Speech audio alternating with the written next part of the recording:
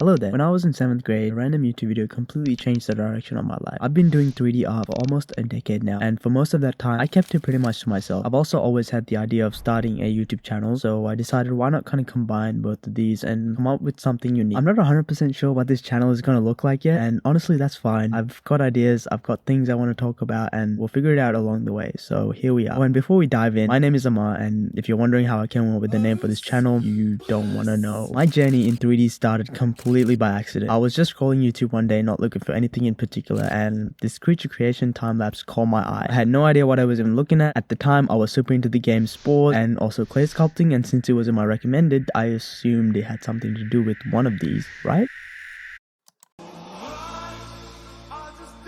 And that's when I first came across Blender. As a 7th grader, realizing it was completely free was honestly one of the best dopamine hits of my life. By the way, this was when Blender still looked like this. I got it on my dad's 2016 MacBook and just got straight into it. No donut tutorial, no mouse. My fingers were actually messed up using that trackpad. I think I spent about 2 hours just trying to figure out the difference between edit mode and object mode. I was genuinely on the verge of giving up. When I really want to create something, I always find a way. So naturally, I slowed the video down to 0.25 speed to see every single step this person took to turn a cube into this creature. I had no idea what this person was doing, and so I kind of just faced each obstacle as it came. I'd see a step in the video, have no clue how to do it, search it up on YouTube, try it on my own model, get stuck again, search again, over and over. And it was through that process, completely unintentionally, that I ended up learning a lot of the technical skill I needed to make a game-ready character. As you can imagine, I did not finish this piece. I remember getting the model up to a decent level and checking the scrubber in the time-lapse, and I wasn't even a third of the way through the video. So yeah, unfortunately, I wasn't able to find that project, so here's my attempt at a Halo helmet I made around the same time instead. From that day on, I was hooked. This was kind of the starting point of my obsession with 3D, which eventually led me to 3D creature and character design for video games. Fast forward almost a decade, and 3D is still one of the things I care most about. I've gone through a bunch of phases along the way: art surface modeling, character sculpting, creature sculpting, and eventually landing on my own style. There was obviously burnout, there were long breaks, and there were periods where I genuinely questioned whether I was cut out for this. There was also a time I stopped for like a year or two, and I just got fully into gaming. I think I was grinding out Warframe, Ark, and Jurassic World the game all at once, by the way, in blunt rotation. But I never fully walked away from 3D. I always came back, and I'm trying to apply that same principle to YouTube. I've uploaded videos here and there, but this time I feel like I have something real I can strive towards, maybe even be the reason that someone starts their journey in 3D art. I'm viewing this video as proof to myself that I can actually do it, no matter how long it takes or how challenging it is. So hopefully I can stay on this path, keep learning, and make more videos down the line. Thanks for watching. I'll see you guys again very soon.